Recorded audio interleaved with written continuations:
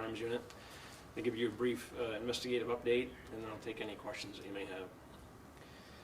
Last summer, we spent a few days conducting a search of the residence and property located at 75 Towers Road in Greenbush.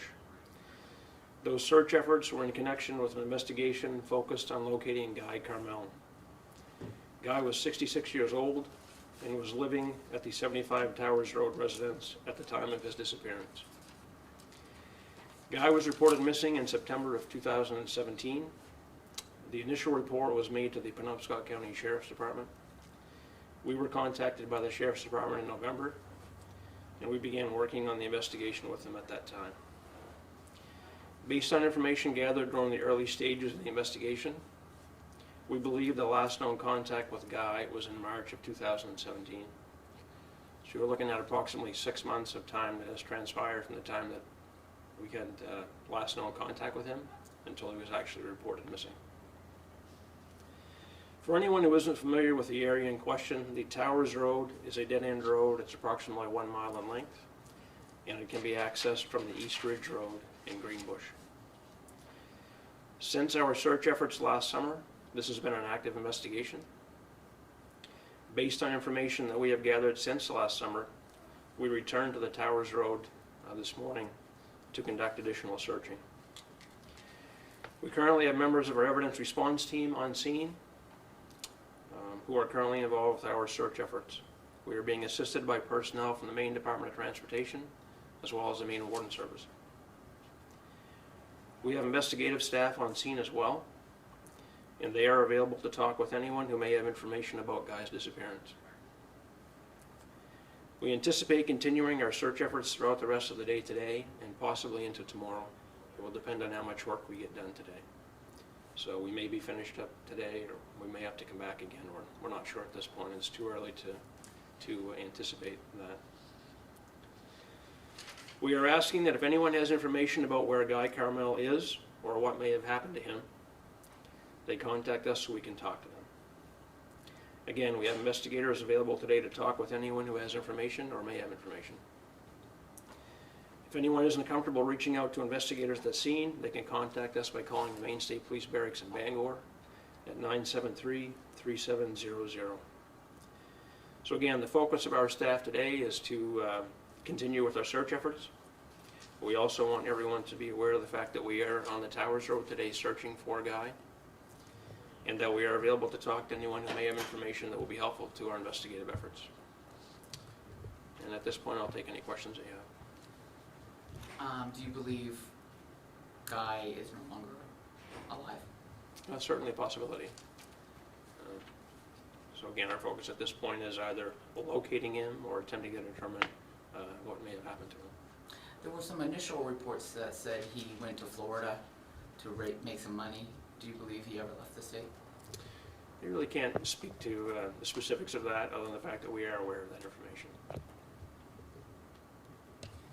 Did you say there was any new information that prompted this current search that's happening today? So our efforts today are focused on information we've gathered since last summer. So it's additional investigative information, if you will. Information that we're following up on.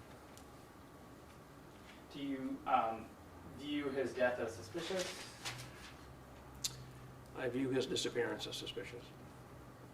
I guess, is there any reason, do you suspect he may have been killed?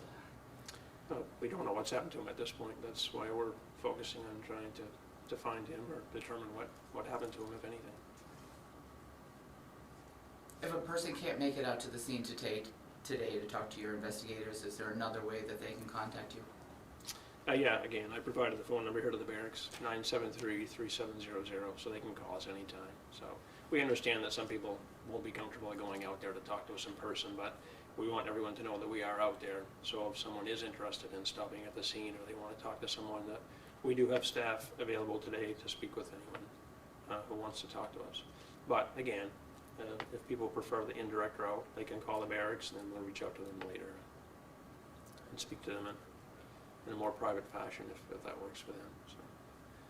Do you think from the investigation that he may still be in the area where people are searching today? Or have you heard any information to suggest that he could be? You know, without getting into specific details of the investigation, our focus is on trying to locate or find Guy. And obviously the possibilities there are several.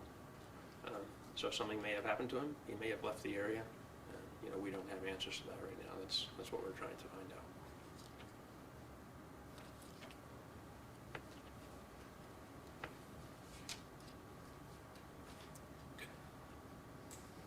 Can I also ask, where do you stand with the Castle Hill investigation?